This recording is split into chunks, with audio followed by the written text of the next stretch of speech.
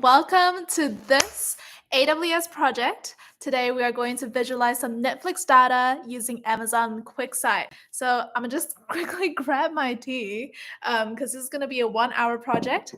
And yeah, let's get started. Open up your AWS console on one half of your page, and let's have your project guide, step-by-step guide on the other half of your page, and let's do this step-by-step together. I'm just going to paste in this chat right now the link to the AWS project guide, and I hope you enjoy. All right, what I'm going to do is I'm also going to screen share. So you'll be able to see every single step that I do as well, and we get to do it all together. When you enter your project guide, you're going to see that there's a lot of cool intro stuff that you can read up on. First, welcome to your AWS project, and how much support and guidance do you want? There are 2 equally awesome ways for you to complete your project today. And option 1, tell me what to do and I'll figure out some parts on my own. Option 2, give me the step-by-step guide. So today, do you want step-by-step guidance all the way through? They're going to tell you exactly where to click on. Or would you rather that they just tell you, hey, your goal is to do this, but you figure out those steps on your own. So it's all up to you. Click which option you want to go with today. But yeah, before you do that, you can also read a few more project details. The difficulty level today is easy peasy lemon squeezy. It's going to take about 1.5 hours to 2 hours, depending on how much time you want to spend on creating some complex visualizations or crunch some data with Amazon QuickSight. And it's going to cost $0. This is going to be a completely free project for you to do. Just make sure you delete your account, delete your Amazon QuickSight account and all of your resources at the end so you don't get charged. And yeah, today we'll just be using S3 and Amazon QuickSight. So just using 2 services today. All right, now before we dive into step 1, here's your quick 30-second intro to the project. Amazon QuickSight helps you analyze data and create visualizations really, really easily. And today we're going to analyze a huge data set of Netflix shows and movies to create a beautiful dashboard that extracts all of that juicy insight. So as you can see here, this is the kind of dashboard that you'll be able to make with Amazon QuickSight in just 1 hour or 1.5 hours. And yeah, there are a few tips that we have today as well in terms of documenting your project. You're more than welcome to read that in your own time. But today, we have a template ready for you when it comes to documenting the project as well. So that means that you don't need to start with a blank piece of paper. There's going to be a template ready for you to just key in your thoughts, key in your details. But most of those visuals are already prepared. So I can't wait to show you that. And we'll just be going with option 2 today. Let's go through that step-by-step guide together. Okay, cool. So here we are with our high-touch guidance. And this is where you're going to see exact steps for the entire project, every single step. And yeah, in just 7 steps, you'll learn how to create that stunning dashboard we had a peek at just now. All right. Now, one thing to know about documentation is that you should do it the entire time that you're doing your project. I've done documentation a couple of times now, and I definitely find that when I say to myself, oh yeah, I'm gonna remember everything. I'll remember everything. I'll just do the entire project and I'll write my entire documentation in one go at the end. I'm lying to myself, okay? For myself, I am lying to myself if I say, yeah, I'll just do the documentation at the end of this. For 2 reasons. 1, my memory is not as good as I think it is. So I honestly forget half of what I'm doing, or I forget how I ended up in this place or why I made this decision. And the second thing is, honestly, sometimes by the time you finish your project, you might lose that motivation to write an intense documentation piece. So sometimes when you're in the moment is when you have the most motivation to get something out there. And when you're finished with the project, that's the best time for you to tidy up what you've written. So that's my personal experience. And that's why step 0 is just get ready to document. So we're just going to right-click and just open this in a new tab. And that's going to open up a beautiful documentation template for you to just write down how you completed this project. And yeah, this template has genuinely mapped out, from step 1 to the last step, what you need to document, what you can reflect on, any screenshots you can put in. So you can just flick through this template and see that it has pretty much everything that you need, all in there. Yeah, it's pretty exciting. I think it definitely makes documentation a bit less scary. So what you're going to do is when you find this documentation template, you're going to fly to that top left corner here that says File, and you're going to make a copy. So you can't edit directly on the template. You have to make a copy and edit on that copy. So this copy is yours. See, I'm the only one here now. I'm the only one here because this documentation template copy is mine.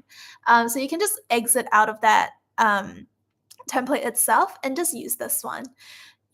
First step of this template, you haven't started your project yet. So you can just write your name and you can consider that the first bit of documentation done.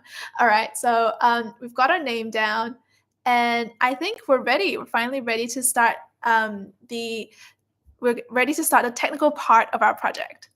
So step 1 out of 7 is download the dataset.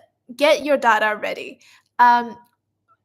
We're going to work on Amazon QuickSight, which is all about analyzing data. But what data are we even analyzing in the first place? So make sure you have your data ready, and we're going to download that data now. Just right-click on it, and then click on Save Link As, and you're going to see that it's just going to save link as, the title, Netflix titles.csv. Same thing with manifest.json. We're going to right-click that, save link as, and just save it right away. And yeah, we're all done. Now you might be thinking, okay, I know what CSV files are. CSV files are pretty much the data set that we'll be analyzing. It's going to look like a huge spreadsheet if you open it in Excel. Whereas you might look at manifest.json and go, what is that? What is a JSON file? What is a manifest.json? We're going to explain why we need it in a minute, but if we explain it now, it might seem a bit out of context. So we're just going to let it be, and we're going to come back to it in just a second. But yeah, if you're curious, open up that Netflix titles.csv and you'll see what it looks like. All right. So if I were to just open it as it is, you're going to see a huge spreadsheet with 8,800 rows. So it's massive. It's pretty massive. And it really just contains data about Netflix movies and TV shows. It has things like, oh, it's a movie. Is it a TV show? What's the name of it? Who directed it? Who's the cast members? What country was it produced? Etc. Okay, you're going to see a whole row of headers, like header columns, and then each row here represents one piece of thing in Netflix's catalog of TV shows and movies. So honestly, quite a cool data set to play with. And yeah, let's go straight into step 2. Step 2 is to store that data set in Amazon S3. So you might have learned this from your first project. Amazon S3 is all about storage. And in this case, we're using it to store the data set, because where is that data set going to live? Don't forget that when you're in a cloud project, technically most things, if not all, should be living on the cloud if you're doing a completely cloud project. And in this case, S3 is going to be storing that data set in the cloud for you. And we'll be using S3. So let's open the S3 console. That's our very first step. And in my console right here, I do have S3 as a handy little bookmark, handy little shortcut, because I visited recently. But if you don't have that, that's okay. There's a search button at the top here. And I'm going to zoom in so it's easy for you to see. There's a search button at the top. Click on that and just type in S3 to find S3 on your AWS console. So you're going to get into S3 now. And it says to create a bucket. So we're going to click Create Bucket. It's a juicy orange button. And we're going to name that bucket next to our QuickSight project name. But replace name with your own name. Don't leave name. Don't leave name as it is. Replace that name with your name. So let's put that in here. And I'm going to replace that name with my name. And it says to select the region closest to you. So this is something that I honestly always forget as well, as much as I've been doing AWS projects, it is really important that you're using the region that's closest to you because of two reasons. One, because of cost, and two, because of latency. So if the region you're choosing is kind of far away, the time it takes to retrieve your data and store your data might take longer, and the cost of retrieving and storing it could also cost more because it is further away from you. So just make sure that you are in the habit of choosing the region that's closest to you. At the end of the day, you're not going to get charged at all for this project, but it is just a good habit to have. So let's choose Sydney, which is the region that I'm closest to. And let's go back into naming that bucket again. So you have a unique bucket name. Okay, perfect. Now let's go into creating that bucket. It says keep the rest of the settings as default. So easy peasy. We don't even need to worry about this. Sorry, I'm going to move that over so you can see that orange button here. Let's create that bucket now. Woo! Let's go, let's go. Let's go, let's go. Oh, it says the bucket with the same name already exists. And this is probably because I've done this project once and I don't think I actually deleted that bucket yet. And I think this is a really great time to mention that bucket names need to be unique across the entire world. So if anyone has this bucket, even if they're not in this region, even if they're in a completely different region across the world, if they have that bucket name, you can't have that bucket name. Okay, only one bucket in the entire world can own this bucket name. Only if that other bucket has been deleted is that name freed up for you to use. So in this case, the bucket with that same name already exists, so we're going to delete this. Should we just call it Next Week QuickSight Project? Maybe no one's owned. I don't think anyone's claimed that name yet, right? Yeah, no one's claimed that name. That name is ours. So Next Week QuickSight Project is our S3 bucket that's going to contain our data set and contain that mysterious manifest.json file. So let's go into that bucket and upload the CSV file right now. So you can find your bucket if you just scroll down and find the name. So it was Next Week QuickSight Project. And let's click upload to upload the file. Now we're going to add files here. Use that add files button and upload the file that you've just downloaded. So we're going to upload Netflix_titles.csv. Upload that, and very nice. It is ready for uploading. That was really fast. Just click that juicy orange button that says upload, and done. It's done. Very, very fast. Very, very fast. All right. Next is to copy the S3 URI of the Netflix title CSV file. So we're going to just find that S3 URI and copy that down. So we're going to click close. And you see that nice checkbox next to your Netflix titles CSV. Click on that checkbox and copy the S3 URI. I just love it when the button's right there for you. You don't even need to look for it. It's just right here, S3 URI copied. And why are we copying this? Why are we copying this? You might wonder. All right, before we figure out why, it's documentation time. So let's head to the slide in our documentation template called Step 1 and fill in the first prompt. Okay, let's fill that in. Again, your documentation template is all ready for you here. And let's fill in the first prompt in the slide that is titled Step 1. Upload your dataset and manifest.json file into S3. Let us fill in that first prompt. S3 is used in this project to store my dataset and manifest.json file. That's why we're using it.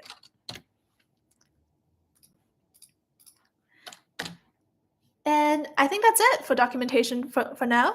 So we're going to open the manifest.json file as the next step in the laptop's text editor. So to do that, we're just going to go to our downloads folder in our computer, in our laptops, and click on that manifest.json file to open your text editor. And let's have a look. Oh, I'm going to zoom in so you can see it properly. Now you're going to see that what we're wanting to do here is to make sure that the title, the URI, is updated. We're going to want to use the correct URI that takes your manifest.json file and points it at where your Netflix _title CSV file is. So remember that last step, what we were doing was we were copying that S3 URI. So what we're going to do is once you copy that S3 URI, you're going to paste it here. Bam! Easy as that. So what you've just done now is you've updated your manifest.json file. So make sure you save it. Save your file. You can click on File and Save like this. Save the file because we're going to be uploading it now into your S3 bucket. All right, so we're going to upload it now. Add files again, and then click on your manifest.json. There we go. Dun, dun, dun, dun, dun, dun. Let's click upload. Success! Again, that was so quick. That was just in a millisecond. All right, now that we've uploaded it, next is to take a screenshot of your S3 bucket with your CSV and JSON files. So what we're going to do now is we'll just take that screenshot, and it's going to be really handy when it comes to documentation. So let's keep that open, and let's take that screenshot. Alrighty. All right. Okay, I think it's ready for the screenshot. Nice. So with your screenshot, head back to your template and add in the screenshot, complete the second prompt.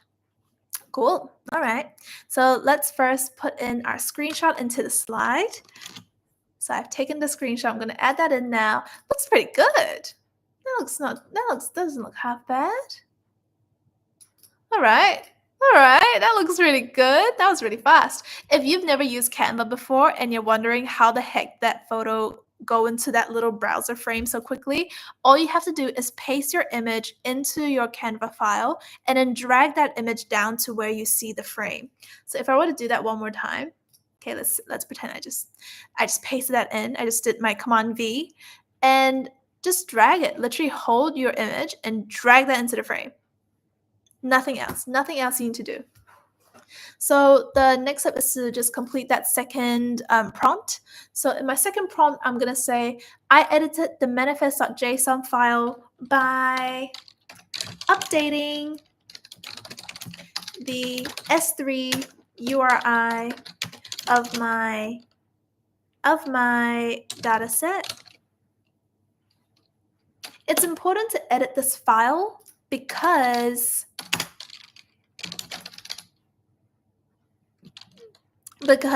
keeping an outdated S3 URI means that manifest.json would be directing to the wrong address.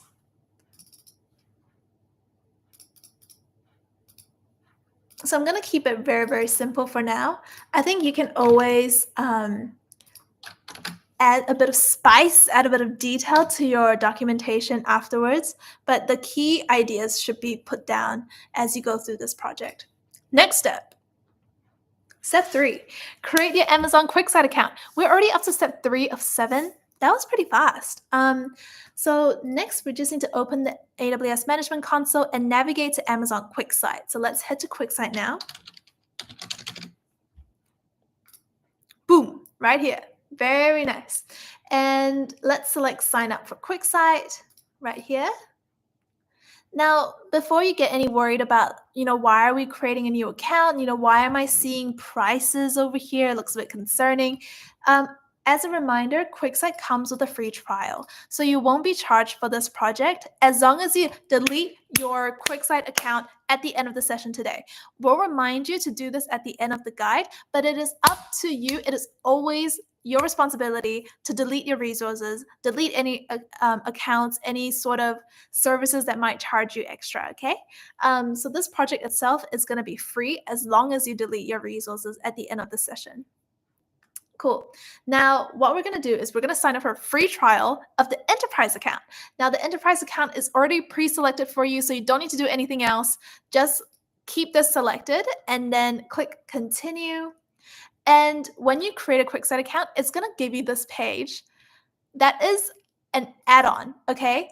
It is going to be tempting to just click yes, but no, click no, maybe later. You don't need this add-on. You don't need to be paying $500 monthly for an add-on that you don't need. So make sure you're clicking no, maybe later. For this free project, we are not going to be using any charged resources. Moving on.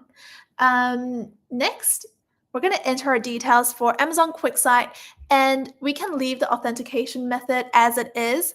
But what you're going to do here is you're going to make sure that your QuickSight region, just use the region that's closest to you yet again. You know, for me, that is Sydney. So I'm going to click on Sydney. And if it says that it might change some sections, accept that. That is totally fine. And you're going to put in a QuickSight name and notification email address. So I'm going to put in Nick's work, Amazon QuickSight. Nick's work, Amazon QuickSight. And your notification email address, I'm going to just put in my email here. By the way, everyone is always welcome to email me if you have any questions at all. Of course, your NextWork community is the first port of call.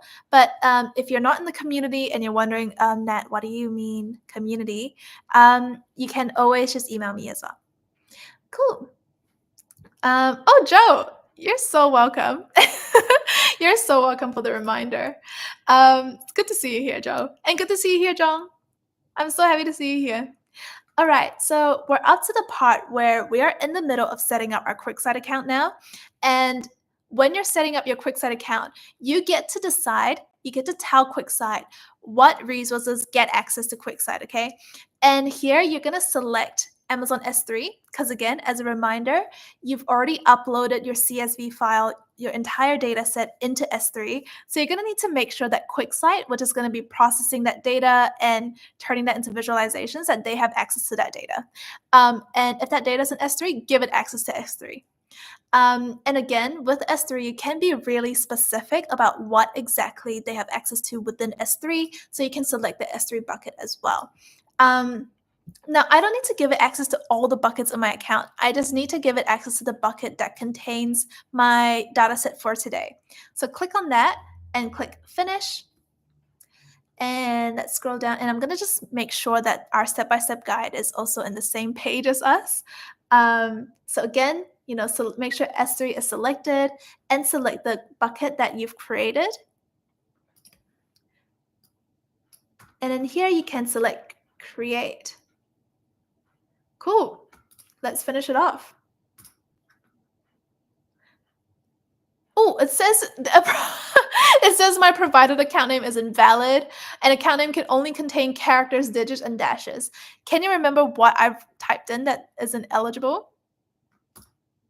My first instinct is it's the account name has spaces, so we're going to remove that. NextWork QuickSight.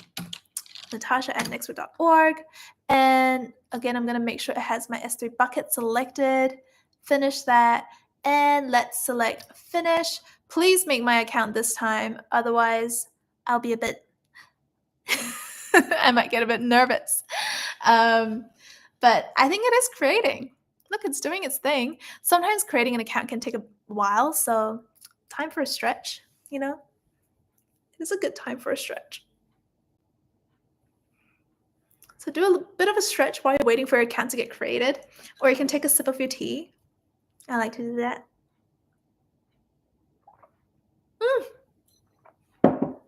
Too good. It is ready now. The screen says, congratulations. You are signed up for Amazon QuickSight. How good. Okay, well, don't forget the documentation side of things. Take a screenshot of the success page when your account is created. So let's do that. Let's take that screenshot now. Congratulations. Thank you very much. And your documentation says head to the slide titled Step 2, create your Amazon account, and paste that screenshot and write 2 or 3 sentences using the prompts given. Let's go to that slide. So the slide titled Step 2. Well, this is Step 1, so you actually just have to navigate one slide over and you're at Step 2 now, and there is your documentation template here waiting for you to fill in those prompts. Now, first I'm going to paste my screenshot. Ta-da! I just love it when you drag a photo into a frame and it perfectly just sits in that frame that's been set up. That is framed pretty well. I do say so myself. And write 2 or 3 sentences using the prompts given. Now we have a few prompts here now. Does it cost money to use QuickSight? How long did it take to create an account? I also had to enable QuickSight's access to S3 because note it down if you ran into any errors. I actually ran into an error just now, so that's the perfect reminder. Thank you very much. It is free to make a QuickSight account. The free trial lasts for 30 days, and it took a minute. Okay, and it took 2 minutes to set up and wait for account creation. Pretty fast. All right, thank you. I also had to enable QuickSight's access to S3 because my dataset is stored in an S3 bucket, and specific access to that bucket is required for S3 to process the data, for QuickSight to process the data.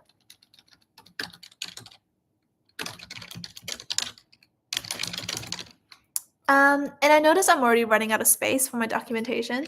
So what I usually like to do is first make my font a bit smaller because people, I'm sure they can read that smaller font too. And my next step is usually to just minimize the size of my screenshot, especially when it's not a screenshot that's crucial to this to my explanation. If that's the case, it's fine if it's a bit smaller. All right, so I did run into an error, so I'm going to quickly note that down as well. I ran into an error during account creation as my account name included spaces, but that had an easy fix. All right, I think we're ready now for step 4 out of 7. So we're more than halfway, we're about to be more than halfway through now. I would say that creating the visualizations is actually the core beefy part of this project. We are still in the setup phase. We haven't created our first visualization yet. So let's get going with step 4, which is to connect your S3 bucket to Amazon QuickSight. So what's happening now is you might be thinking, well, didn't we just tick a box next to, hi Zadbury, good to see you here. You might be wondering, well, we just ticked a checkbox next to my S3 bucket. What do you mean by connecting? So what we've done just now is we've enabled permissions. We've said that QuickSight now has permissions to access that bucket, but I haven't actually said now connect. Like they're actually not connected yet. It's kind of like the door's open, but no one's walking through it yet. Weird analogy to use, but that's the only one I can think of right now. But what we're going to do is we're actually going to make them now connect so that data is actually being pulled across to QuickSight. So how we're going to do that is from our left-hand navigation bar, we're in QuickSight's dashboard now. Let's click into the Datasets tab. And there's a handy little button that says New Dataset. Now, let's click into that. And you can see here, whoa, there are so many sources of data possible. There's so many places you can pull data from and just use it straight away in QuickSight. I find that amazing. But today, we already know where that data is. Where's that data? Where's the data? It's in S3. So let's click into S3, and you can see now that there's a little pop-up that says data source name and upload a manifest file. So data source name is something that you can have entire creative control over. So it is honestly just for your reference, just for you to remember, oh yeah, where did I get this data from? It's not really something that QuickSight's going to use when it comes to like analyzing the data. So just enter whatever name that you'd like. In my case, I'm just going to enter Kaggle Netflix data. For context, I did source all of this data set from a database called Kaggle. They have a lot of cool data available for free, and this set of Netflix data is just one of them. But there's a ton of different kinds of data that you can pull out and play with, in your own personal project with QuickSight. So I'd highly recommend that. And next tab, the next field says upload a manifest file. Does the word manifest sound familiar? Does it ring a bell? And yes, it does, because manifest.json was another file that we downloaded earlier when we downloaded the data set. So the field already gives us a little hint. It says enter URL of your JSON manifest file. So what we need to do now is we need to track down our manifest file, the one that we've uploaded, and then find the URL and then just paste that in. So how do we even find that URL? Well, I guess the easy answer to that is, where do we store it? And the storage for that is in S3. So let's go find it in S3. And let's go open our S3. All right, let's click into S3 and let's find the bucket that we've created. Let's find that bucket next to QuickSight project. And ta-da, manifest.json should be in there. I hope you can see it in your bucket too. So manifest.json, let's click on that handy little checkbox next to it. And do you see a URL kind of button pop up? I hope you do. We have copy S3 URI, and we also have copy URL. Now, in this case, what we're going to do is we're going to copy that S3 URI. So let's copy that. And let us paste that into the field. So let's paste it in. Boom. Very nice. Now that we have pasted it in, enter the link to your manifest.json file, take a screenshot of your screen, say less. Let's take that screenshot right now. And let's paste that into our documentation template before we lose it. So I'm going to flick to the next page in my documentation template, and let's paste that in so I don't lose it. Fits into the template pretty nicely. Not bad at all. I'm not mad at this at all. Yeah, pretty good, pretty good. All right, next is you're going to see that there's an explanation for manifest.json.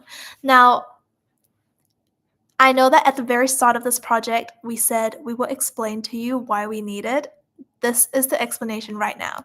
So manifest.json is a file, and it acts like a map that tells Amazon QuickSight where data files are and how they're organized.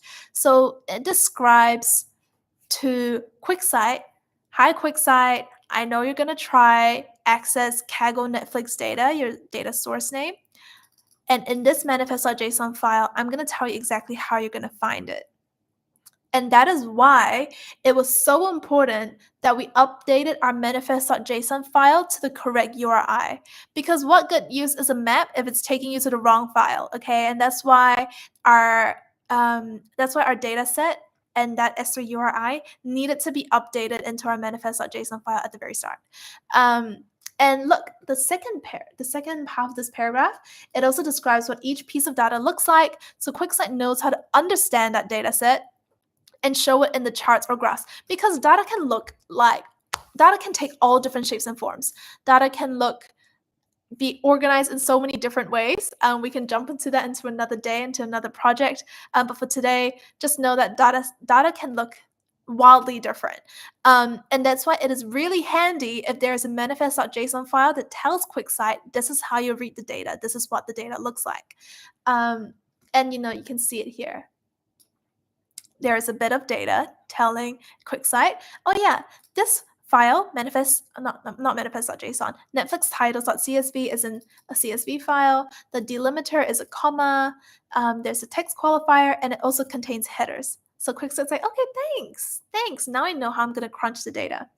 Okay, without further ado, let's just click connect and connect our S3 data with QuickSight. Very nice, it worked. That was very, very cool. Success. Very nice. Click visualize and then click create. We can start visualizing. Very fun. And yeah, we're going to click create now. Okay, very cool. We are now in the meaty part of this project where we're going to start creating those juicy visualizations. And yeah, step 5, create that very first visualization. You will see on the left-hand side of the panel that the dataset's fields are already imported. So you're going to see cost, country, date added, description. And if you're wondering, wait, where are these fields from? You might find your answer by opening the dataset itself on your own laptop, on your own computer.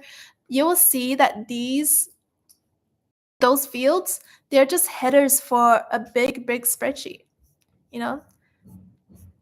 Type, title, director, cast, country, date added, release year, rating. So all of those headers have become fields for QuickSight. But again, like, this really shows you the power of QuickSight. It turns things into much more digestible forms. And we're going to see how easy it is to create a visualization now. Drag fields into the graph. So this is your autograph. This is kind of like your sandbox, your playground for creating a visual. And what you do is you drag those fields literally from this panel all the way into your graph. Or you can click onto it, as I've just accidentally showed you, to create a graph. Let me just remove this so that we're starting from the top again. But for our very first graph, we're going to start simple. We're going to drag release year into the y-axis heading. So just drag release year into y-axis, or you can just drag it straight into the graph like that. Okay, but it definitely needs to be in the y-axis. Ta-da! Just like that, your first visualization is starting to form already. Now you can see a breakdown of the year that these Netflix featured TV shows and movies were released. Isn't that pretty cool? So you're going to see 2021, and you can keep scrolling all the way down to who knows what year, I think 1925. What year were the movies, the catalog of movies in Netflix? When were they released? Pretty fascinating stuff. I thought it was pretty cool to see like a real peak in 2018. Like 2018 must be a year when a lot of movies were getting released, and in 2019 is when COVID hit. So maybe that's when TV shows and movies just wasn't very booming as an industry. And did you know that you can create different types of charts too? See what happens when you change the chart to a donut chart. So when you click on your chart, you're going to see that there's this middle panel called visuals. And here you can change the visual type. Okay, you can change the visual type, and you can even click on this to change it from bar chart to something else. And let's change that into a donut chart today. Doesn't it look pretty cool? It looks really nice and colorful. I quite like it. You can change that into a donut chart like this now. And you can save this on a dashboard. So just keep this in your dashboard, keep it looking nice and cool for you by resizing it maybe so that it's smaller and takes up less space. So now you have more space for your next visualization. So for our next visual, all you have to do is in this middle panel, let's go back to that middle panel, select add. Boom, another empty graph for you. It is ready for you to drag some more labels and create your next graph. And yeah, our next task. What would you do to see a breakdown of TV shows versus movies for every single year? So for every year, So for every year, so far we had that table. Let me just sneakily put us back to the old chart so we can talk about it. In this old chart, you could see, okay, we have 592 movies and TV shows, and then 953 in 2020. But what if someone said, okay, but out of the 953, how many of those were movies? How many of those were TV shows? Can you show me the breakdown? So this next task is basically asking us to show them that breakdown. And what we're going to do is use a special kind of chart to show that. So let's start by dragging the release year label into the y-axis heading again. So let's drag release year into here, and it is already on the y-axis for us. Thank you very much. And next, drag the type label into the group or color heading. So let's find type, and let's drag it into group color. Nice, very nice work. So what's happened here is when you have something called group or color, what you're basically, whatever variable you're dragging into that heading is going to become your grouping variable. So when it becomes your grouping variable, you're basically saying, divide yourself into little groups based on this. And in this case, they're dividing themselves into little groups based on the type. Now we know the type based on our sheet. The type on our sheet is movie or TV show, movie or TV show, movie or TV show. So in this case, because we're dragging type into our group color, it is basically saying divide yourself into movie or TV show, movie or TV show, movie or TV show for every release year. So very cool. Now we already have that breakdown going. We have 277 movies versus TV shows, movies versus TV shows for every single year. That was very, very fast, wasn't it? And that is our second visualization done again. So in our step-by-step guide, it says to resize your chart so it's the same width as the pie chart. Now, how I do that is I'm just going to give myself a bit more space first. And you can click on the edges and hold onto the edges to drag them around. And you can resize them by using those little white little boxes on the side. Resize it. Boom. Done. And it looks really neat. It looks really neat as a small thing too. Now take a screenshot of one. Choose one of your charts and take a screenshot of it and paste that screenshot into the slide titled Step 4. Let's make visualizations of your documentation template. So use the prompts to share what you've learned about creating visualizations on QuickSight. Cool. Now, I quite like this bar chart, so I'll just take a screenshot of that. And let's head into our documentation template where we can find Step 4. Let's make visualizations. And let's paste that in.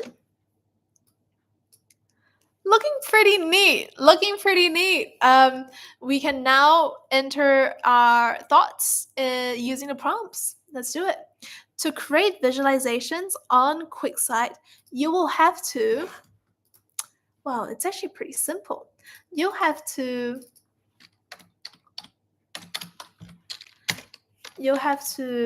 drag relevant fields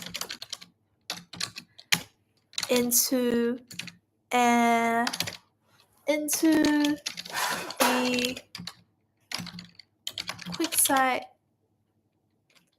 the QuickSight dashboard, or what is that empty graph called? Let me just create a new visual to see that new graph state. Autograph. Into the QuickSight dashboards autograph field. Autograph space.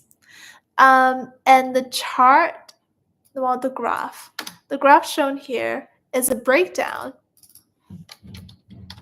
of movies versus TV shows for every release year. I created this graph by putting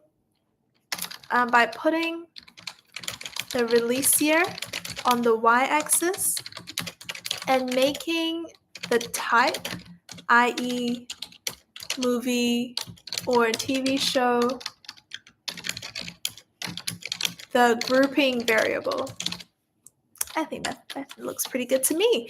And we didn't run into any errors, challenges, so I'm going to remove that. And yeah, I'm going to just, again, make my font slightly smaller so you can see everything that I've written here.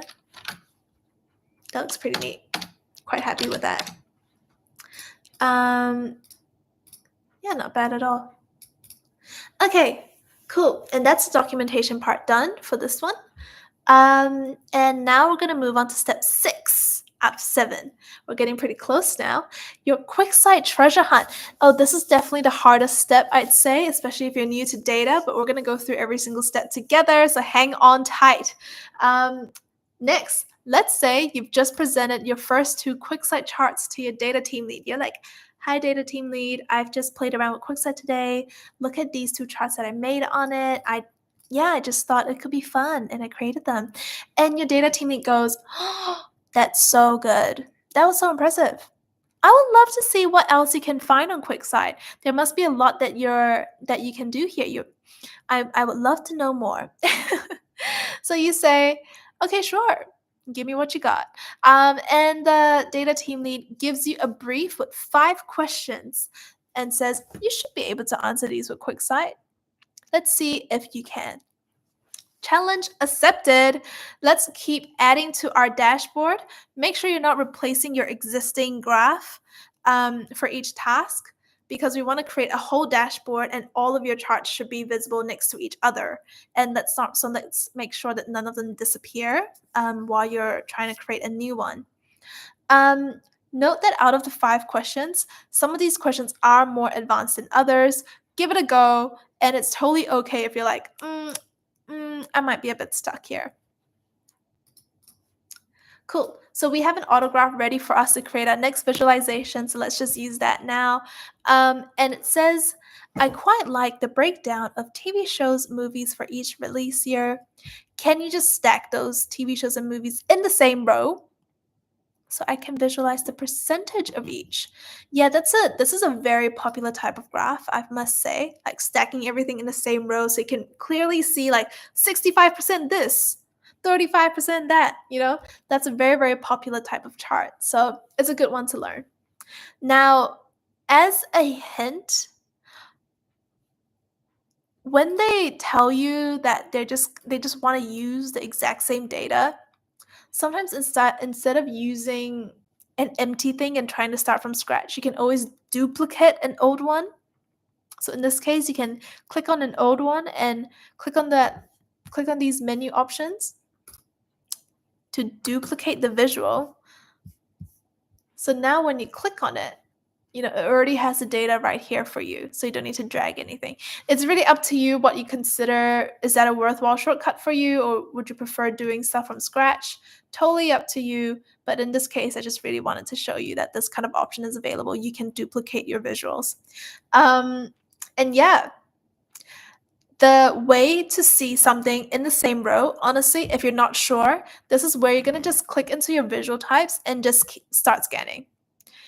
Okay, they kind of told you this is what they want the graph to look like. So let's look for a visual that kind of looks like that. Okay, you have 5 seconds. Let's see if you can spot it.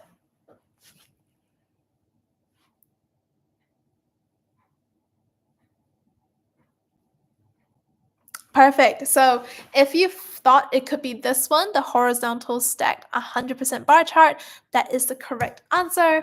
Let's click on that and you will see that it's already done. It's already here stacked in rows for you.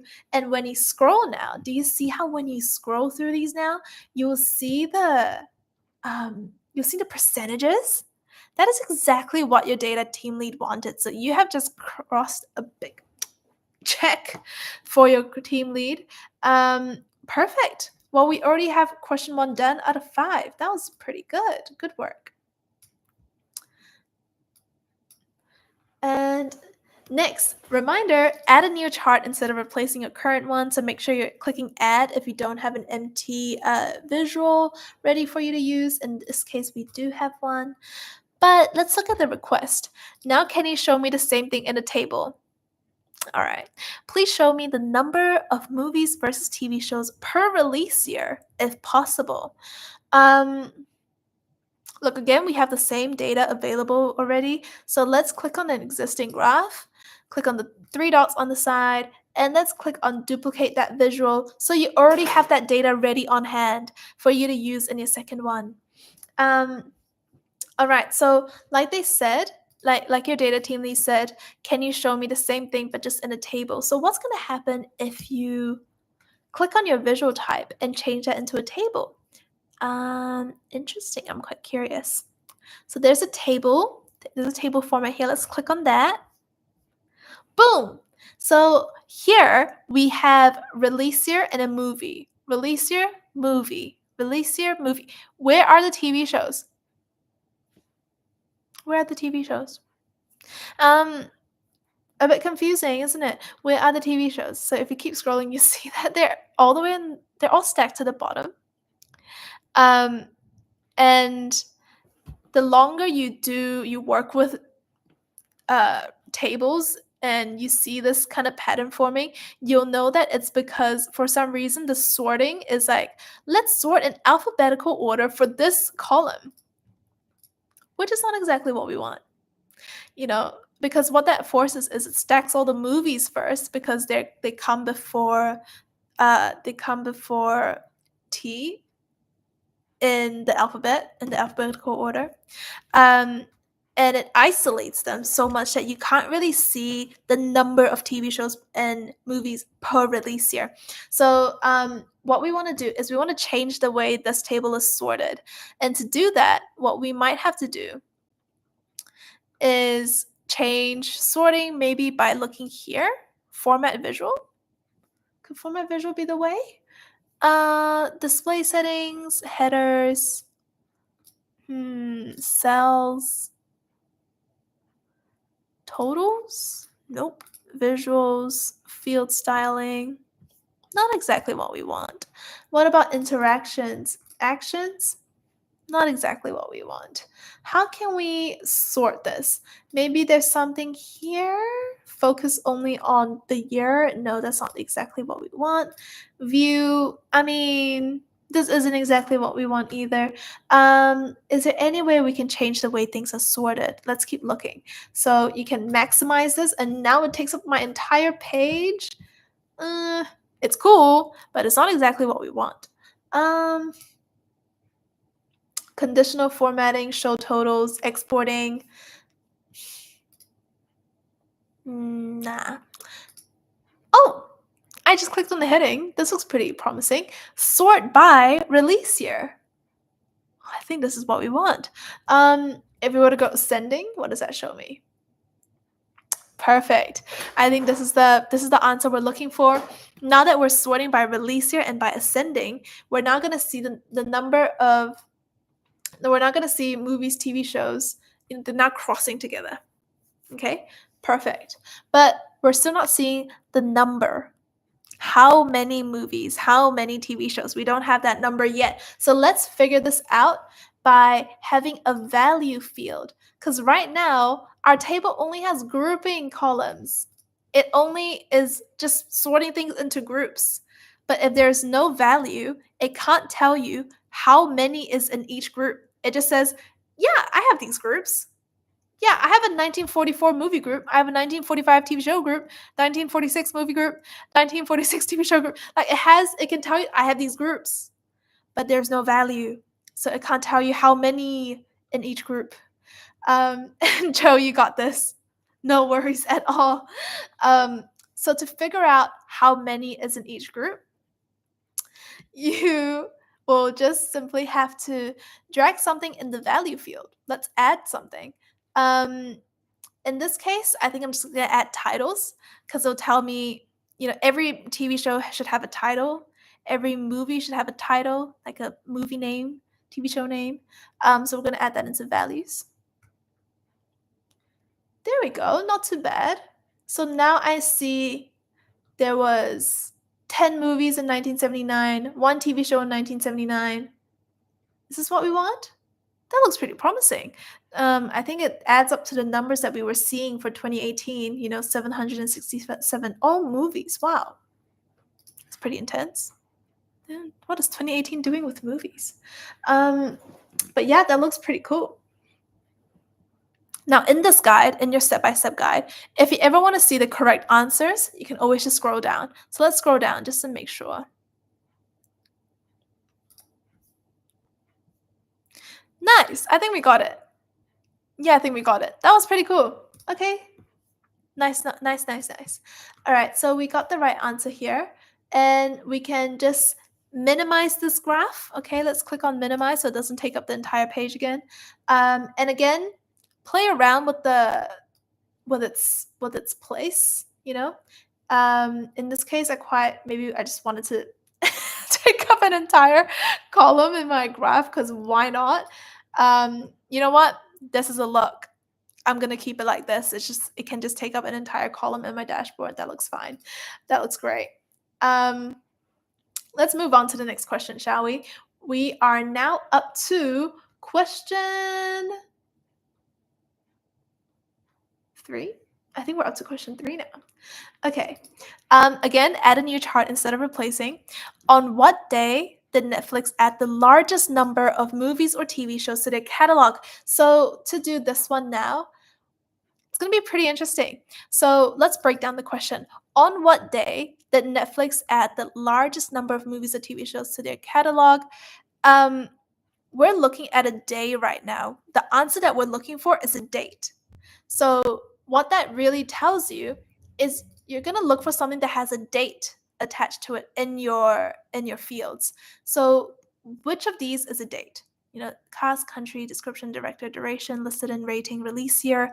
Like these are other fields, but they're not dates. Only this one, date added, has a date attached. So this is the only field that could tell you on what day specifically that they add the largest number of movie shows, TVs, you know, to the catalog. So what I'm gonna do is I'm just gonna put date added here into my graph just to kick things off, just to start experimenting.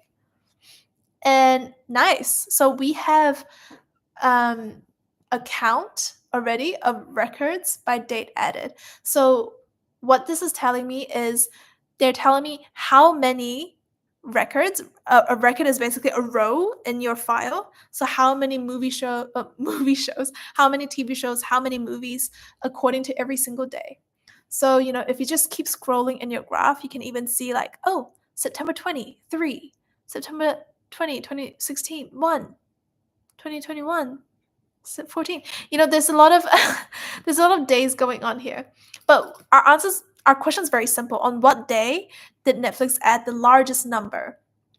So again, we're thinking about sorting because sorting automatically filters through this and goes from smallest to largest or largest to smallest for you. And when you want to do some sorting, I think, you know, this field looks pretty handy to me. There's like a down and up arrow, which is a very common symbol for sorting. So I'm just going to click on that and see what happens. Oh, not bad. It's doing a bit of a thing that they're jumping around, but as you can probably tell, the longer the bar, the larger the number of records, right? And I don't know which bar is the longest right now. I need this to help me figure it out. And when I'm just clicking on these, it's not really giving me anything in terms of putting this in order of which has the longest bar and keep going down. You know, your ideal state is you want to see something where the longest bar is at the very top and the bars just get shorter as you keep going, because that's how you're going to see something that's in descending order. So I'm going to keep looking around. You know, how can I put this into descending order? Do I format the visual? I mean, we've tried that just now with the previous question and it didn't really work, so I'm going to skip that. View summary data, export to CSV, duplicate the visual. No, not exactly what we want. Maybe there's this. Oh, I think that worked. Sort by. Okay, I'm going to click this away so I have space in my visual. Oh, hello. Okay. Sort by, date added, sort order ascending, format text. Oh, This again isn't actually what we want because it says the sort order is date added, ascending or descending. But again, if you click on it, the bars don't really change. So again, it's not really what we want. How can we sort this in ascending or descending order?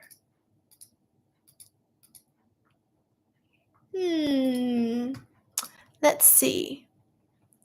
Should I put something in the value field? Should we do that just to see? Should we put title in the value field? Oh, it worked. Wow, that worked so well. It worked like a charm. And if you're wondering again, like how did that work? Again, the reason for that is that the y-axis was date added. So what I was purely doing was I was giving it a category.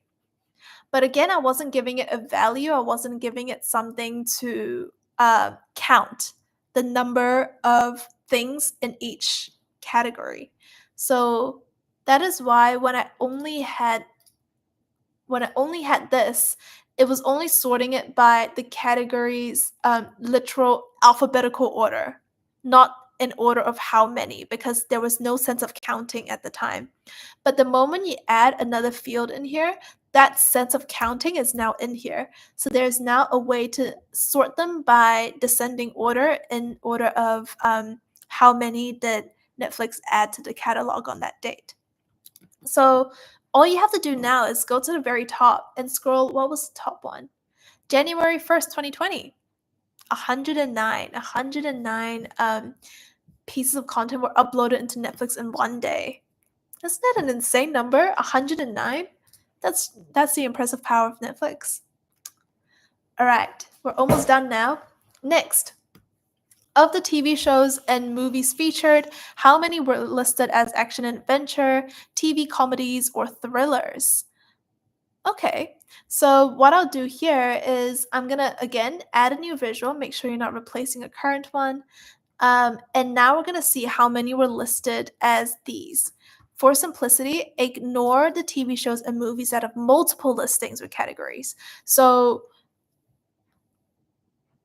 we're looking at listings now. So how many were listed as, insert category name. So if you look into your fields again,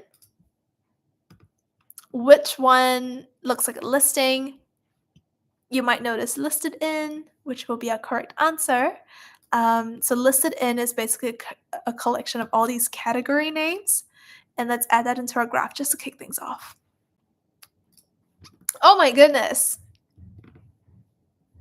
That looks a bit nasty. Look at that. There's so many different category names because unfortunately our data can't tell that international TV shows is its own category, TV dramas is its own category. Some TV shows or dramas have both, so they've merged them in the same cell. But unfortunately, QuickSight is just reading them as one single cell, and it can't really pull them apart, And that's why the question says, for simplicity, ignore the TV shows and movies that have multiple listings and categories.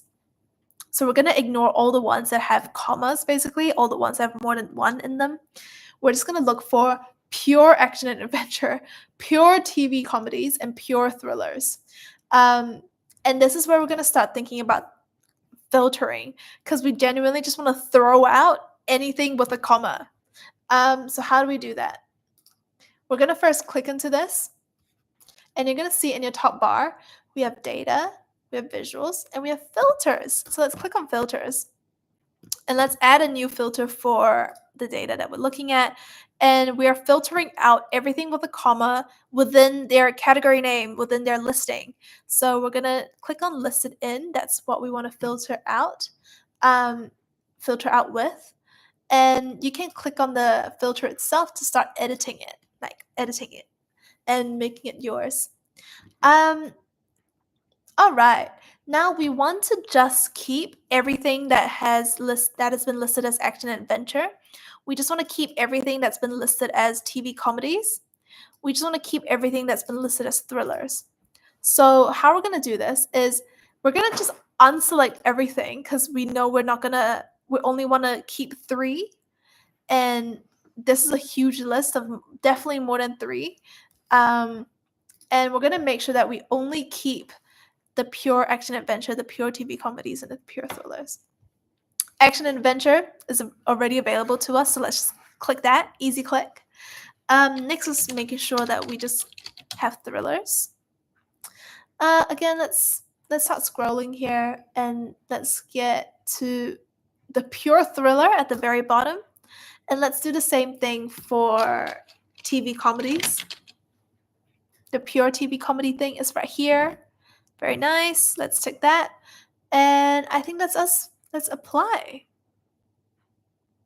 Ooh, interesting. Only the action and adventure bar is coming out.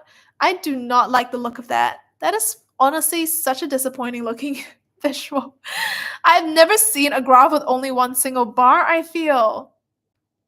It looks so different when a chart only has one bar.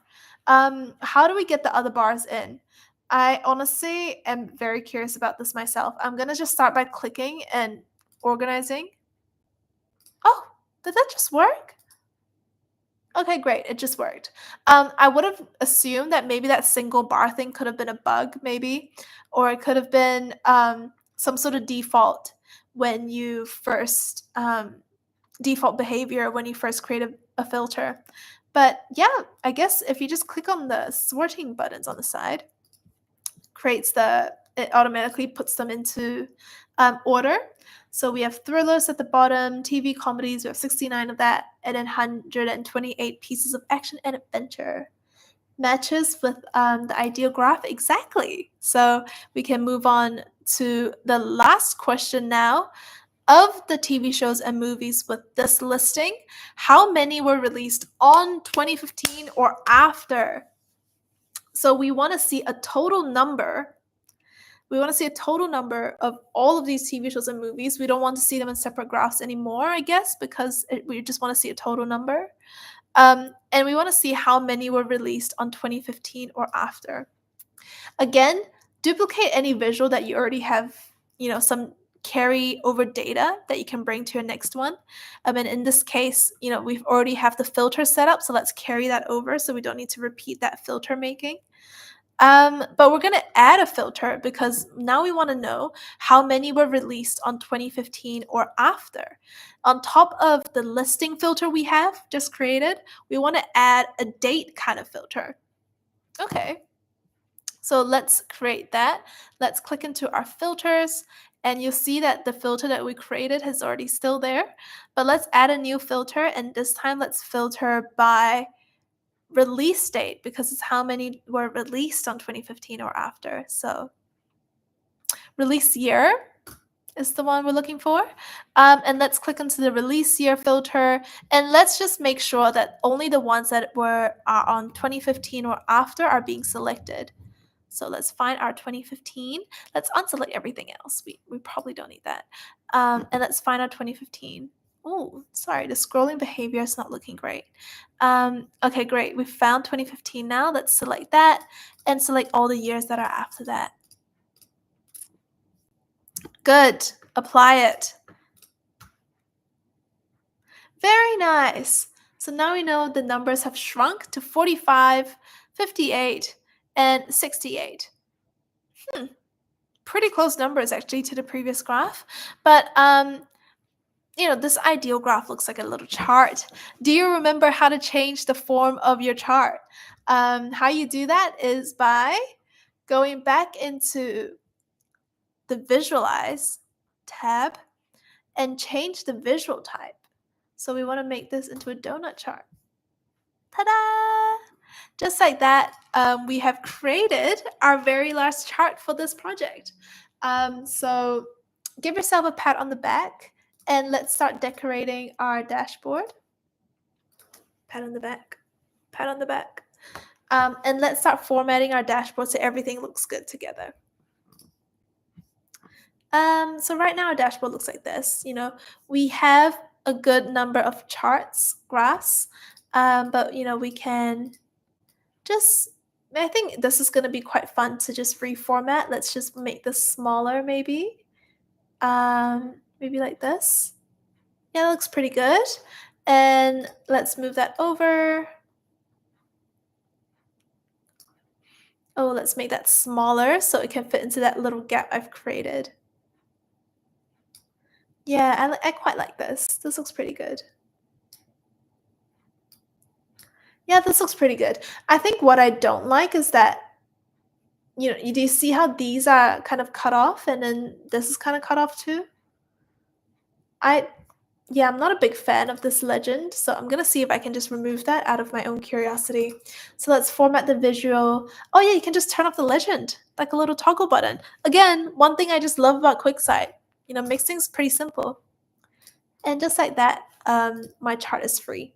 It has its own space now without the legend. I quite like this. Perfect. Our dashboard is looking pretty fine. That's looking pretty good. All right. Next step. Oh.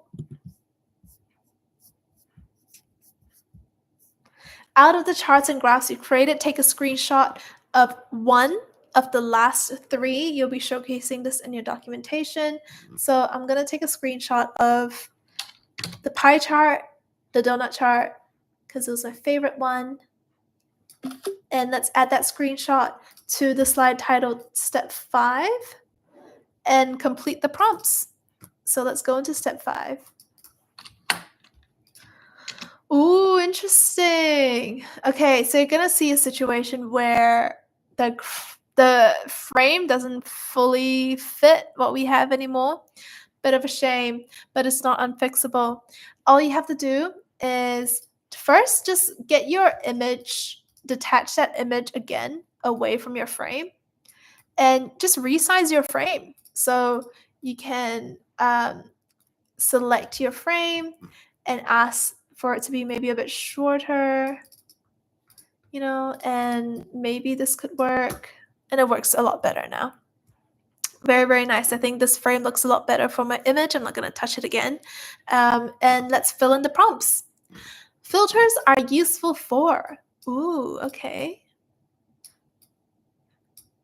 Filters are useful for. What are filters useful for? How would you describe it? I would say for me, I'm going to say filters are useful for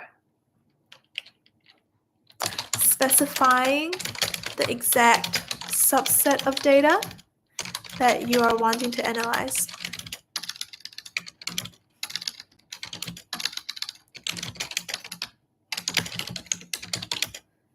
Analyze. Effectively excluding any irrelevant data. Here I added a filter by excluding movies and TV shows that were released before 2015.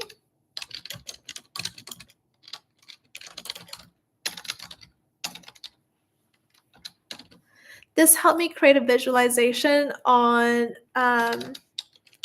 movies and TV shows of the 3 genres I specified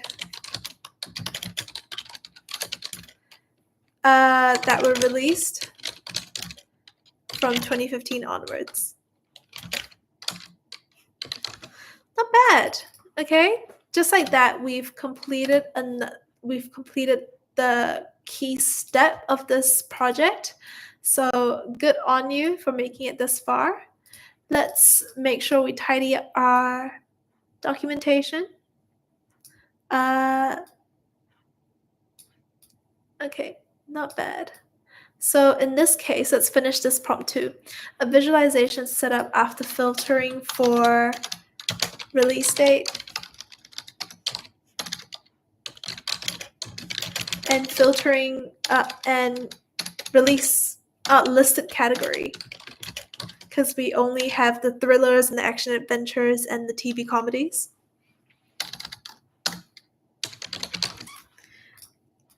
Okay, very nice.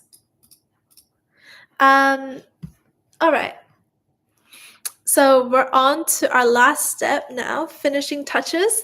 And yes, this dashboard is looking beautiful. To round it all off, you can even add titles to explain your chart in 5 to 7 words, because as you might notice, count of records by release year, count of X by X and Y, it doesn't look very readable. Not anyone can just look at this and be like, oh, yes, I understand what you mean.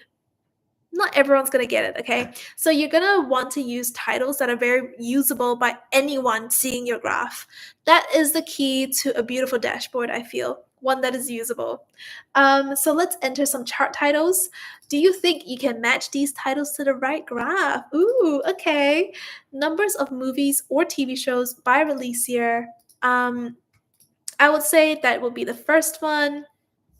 So all you have to do is click on the title and you can edit it right away. So I've already copied this in my clipboard.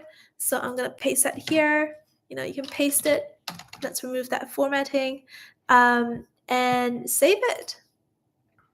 Perfect. Now look at that. You can already see your own titles showed up here. I see that there's a bit of a new line and then it pushes some pressure down into my graph, which I'm not loving. So I'm just gonna make sure, have I done everything I could to make sure that's okay? I guess that was a bit of a bug, but at least there's no weird new line character here now. Next, number of movies versus TV shows. So this is where we wanted to see that breakdown of like for every release year, how many were a movie? How many were a TV show? And let's put that on here.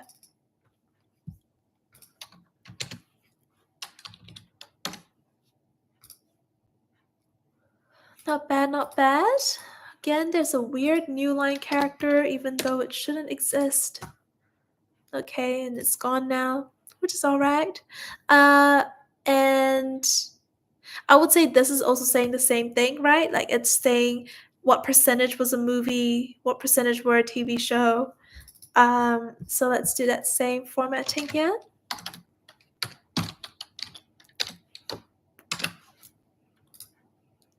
Very cool. And you know, this table was the exact same thing. So let's do that too.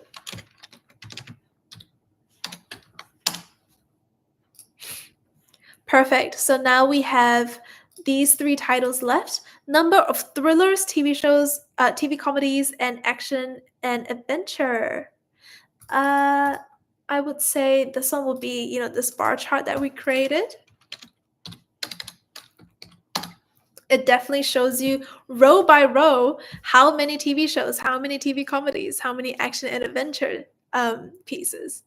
And then next, what is same thing, but as long as they were released after or on 2015. Now this, we know, was our handy little donut chart that we filtered out all of the other dates for and only included 2015 onwards. So let's edit that chart title as well. Nice. Lastly, number of titles added by date. I think that is a very fitting title for this one, where we literally ordered our bar chart, sorted everything by the date that they were added, and then ordered it based on how many were added on this day. And that pretty much is number of titles added by date to a T. So let's edit this title. Done. Save that. Very cool. Now we've added all our titles. How did you go? Okay, documentation time. On your documentation template, fill in that first prompt. Fill in that first prompt in page 8.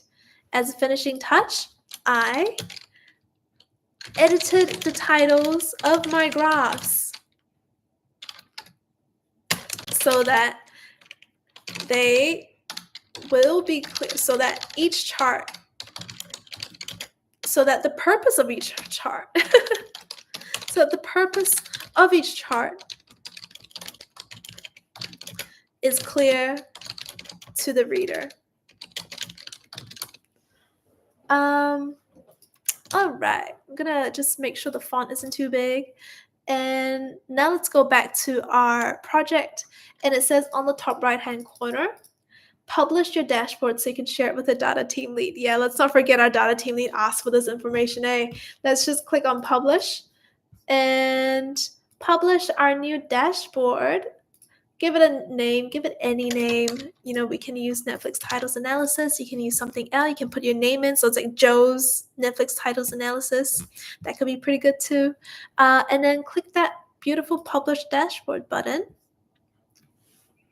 Beautiful, it's ready to share. How good was that? Now you can click on share to share the dashboard. So if I click share, you know, share dashboard, you can share it directly with people. It's pretty cool. So they get an email and be like, hey, Dave should share this dashboard with you. You should have a look. Pretty good. But yeah, I think before we close our account and finish our project for the day, let's say we've already shared it with our data team lead and they're happy with our work, but we want to keep a copy of this beautiful work to for ourselves as well. And now let's on the top right hand corner of our dashboard, let's select the export icon. You can see that it is highlighted here. And select generate PDFs. Sorry, I'm going to make that even clearer. So this export icon is right here, the third one on our top right. Click that and then generate PDFs. And it is now working on a PDF for you for this dashboard. Very cool. While we wait, we can just read the other steps. So wait for the PDF to be ready. We're going to see a green banner that makes things ready to be downloaded. And yeah, we can take a screenshot of our dashboard and then add that to our documentation template. Very nice. Shall we do that now? While we wait, let's just take that screenshot. Why not? So let's take a screenshot of this dashboard.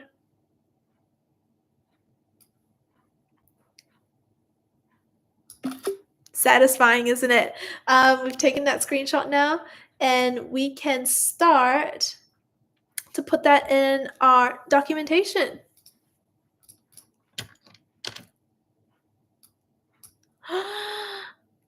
That is looking beautiful. Look at that. Oh, that looks great. Thank you, Jong. Thank you very much. And Joe, thank you. It is nice. So we have the finished dashboard right here now. It is looking great. I think it does a great job of representing the data in this data set. And let's complete the last prompt on the slide. Did you know you could export your dashboard as PDFs too? I did this by publishing my dashboard and exporting it and using the export function. Oh yeah, and the PDF is ready now, so let's download. Yeah, and now when you download it, I think downloading this is such a good idea for yourself as well, because you're going to have to delete your QuickSight account, right, to make sure you don't get charged. But then downloading this PDF is such good evidence to remind yourself, yeah, this is what I did in this short project. Like in 1 hour, I created this. Pretty cool. And yeah, let's wrap up. It can take as little as 10 minutes to wrap up your documentation. So I always recommend doing that while you still have that fire going from finishing your project. So to finish up your documentation, I'd recommend replacing these icons with your own information. You can summarize your experience in slide 2. There's some space for you to do that. And then as well as some space for you to add your key learnings and your final thoughts. So you would have seen a few recommendations from me in this in these slides already. But yeah, if you're also unfamiliar with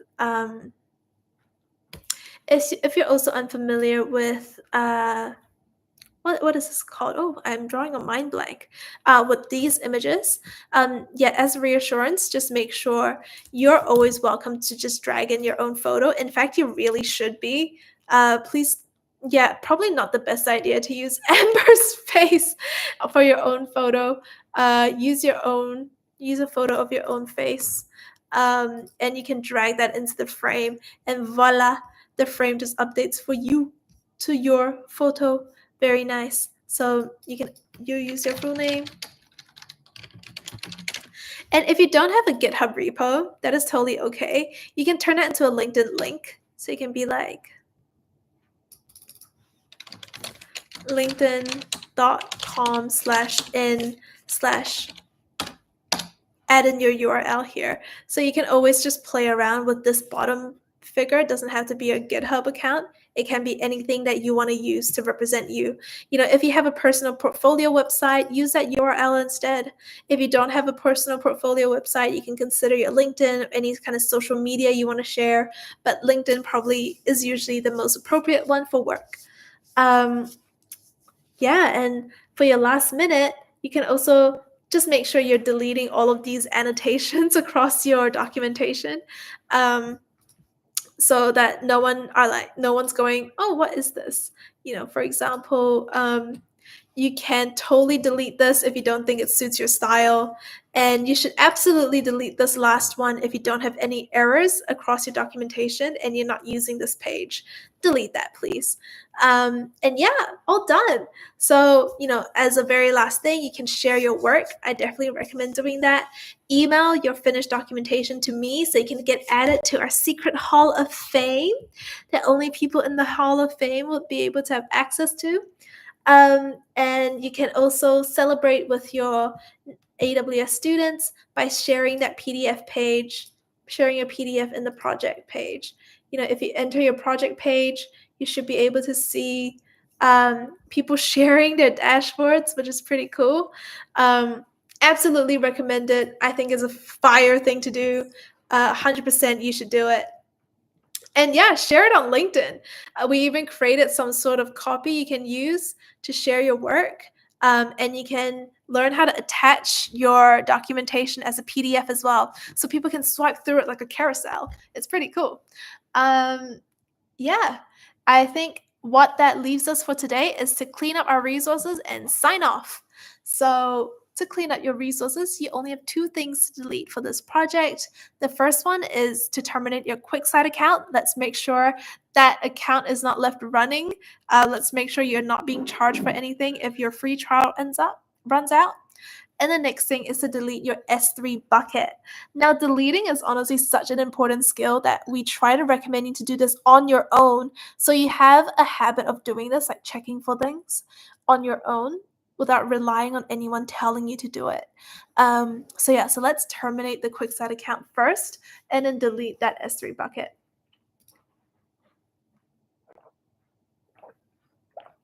To delete your QuickSight account, what you have to do, find your little profile icon here, click on Manage QuickSight, and you're going to see that there are a few menu options, but it's right under Account Settings and Manage your account termination. Whoa.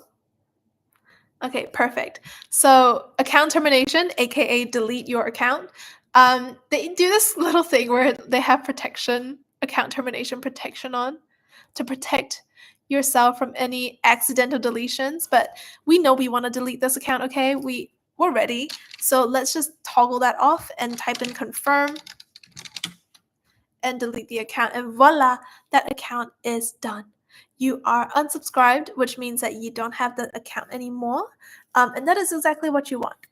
So I'm just going to stay here for a second for everyone to get up to this page.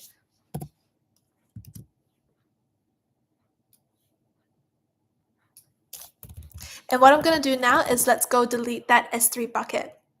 So to delete an S3 bucket, you can just go into your S3 bucket page where you can see your bucket, and you can try pressing delete. You can try clicking on delete here to delete it right away. But you see, they say you can't delete it. Hello, your bucket is not empty. And the golden rule with S3 is if there's anything in your bucket, you can't just delete the bucket. You have to make that conscious choice of deleting everything inside the bucket before you can throw the bucket itself away. So let's empty our bucket. It still has our manifest.json file. It still has our data set. Let's just delete it.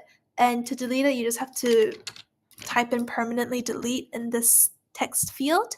And then you can click empty and done. Okay, now your bucket is empty. If you click into your bucket right now, no objects. Your dataset's gone, Netflix titles is gone, manifest.json's gone, and it is now ready for deletion. So let's delete your bucket itself. Let's click on your bucket list. Oh, sorry. So let's click on buckets to review your buckets list. And let's click on your QuickSight project and click delete. Remove that bucket. We don't need it anymore. Thank you for your service. And we'll delete the bucket now. Ta-da! All done. Very, very, very cool. So you've just cleaned up all of your resources. You have nothing left, and you are just finished with a nice little documentation to take home afterwards. Pretty satisfying. I don't think I've mentioned this yet, but you should absolutely reuse this photo for your title page as well. You can see that there's an empty frame. Reuse that in here so you can, play it up, make it look really cute. You could, whichever you like more. And once you're done, once you've cleaned up, it is time for your final review before we say goodbye. So that brings us to the end of the project. Whoa, you just finished a whole ass project, and you are an absolute legend and should be very proud of yourself because it is not easy work. I think QuickSight and data is not easy stuff, but you gave it a go. You did your best, and you absolutely crushed it. So to commemorate this very special occasion, we've created this special little trophy for you that says that you are a QuickSight whiz. It even has a little graph, little low emoji on it to really show that it's QuickSight that we're talking about. And let's recap what you've achieved today, okay? In this lab, in this project, you've created a dashboard using Amazon QuickSight. So you uploaded your data set into an S3 bucket, that Netflix title CSV. You connected that data set to Amazon QuickSight. You created some graphs, some charts, some analysis, and to break that down, like what you did in those charts, you visualized the whole catalog of 8,800 TV shows and movies. You broke it down by release year, listing category, if it was a thriller, it was action and comedy, and also the date that it was added into the catalog. And you also experimented with all different kinds of visualization styles. And I think that's something to be very proud of. You use donuts, tables, bar graphs. All of this, this mix and match makes for a very satisfying dashboard. Final thing is you formed a dashboard, then you published and you exported so you can share it with the world, and you can turn it into a PDF that you can save for a long, long time. As always, share your work and be the first to know about all of the AWS projects when you're in the Nextwork community. There's a project coming out every single Monday. So the project that came out today is an Amazon Lex project that's about building your own chatbot. That one is a lot of fun, and I hope you all enjoy that one. We'll be releasing a live for that as well on Thursday. But if you can't wait till then, you can do that project with a step-by-step guide. Right now, it's already released. So I hope you have fun in the Nextwork community. Please share your work. Please ask any questions you might have. And that brings us to an end for today's live. Thank you so much for tuning in. A big shout out to Joe, a big shout out to Jong, a big shout out to Zadbury. Thank you for being here and chatting with me as well in the chat. It has been a lot of fun. You've kept me you've kept me company. I was very happy. So thank you. All right. I will see you in the next live in just a couple of days. And in that live, we're going to be doing that Amazon Lex chatbot exercise. So I'll see you then, all right? All right, I think I'm going to stop my sharing and I will say bye for now. See ya. Thank you so much, Joe. Thank you. Bye.